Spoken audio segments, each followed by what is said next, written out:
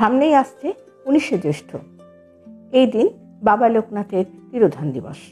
জয় বাবা লোকনাথ, জয় শিব লোকনাথ, জয় গুরু লোকনাথ, জয় মা লোকনাথ, জয় ব্রহ্ম লোকনাথ। তার প্রধান বাণী, তিনি ভক্তকে সর্বদাই অসময়ে ডাকতে বলেছেন। যখনই ভক্ত কোনো বিপদে পড়বে তখনই তাকে মনে প্রাণে স্মরণ করতে বলেছেন।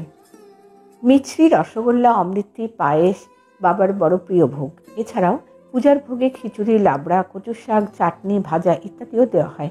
বাবার কাছে ধর্ম বর্ণ বিভেদ ছিল না। বাবা বলতেন, 16 আনা ইমান যার, তার মধ্যে প্রতিষ্ঠিত কেবল সেই মুসলমান। তাই আমি মুসলমান। গুরু প্রদত্ত মন্ত্রের শুদ্ধ শুদ্ধ বিচার করা শিষ্যের কর্ম নয়। গুরু যা দিয়েছেন শিষ্য তাই জপ করবে।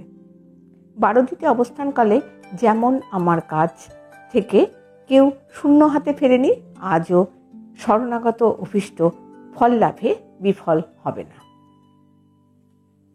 ভিডিওটি শুনে যদি আপনাদের ভালো লাগে তাহলে একটি লাইক দিয়ে অবশ্যই চ্যানেলটিকে সাবস্ক্রাইব করবার অনুরোধ রইল।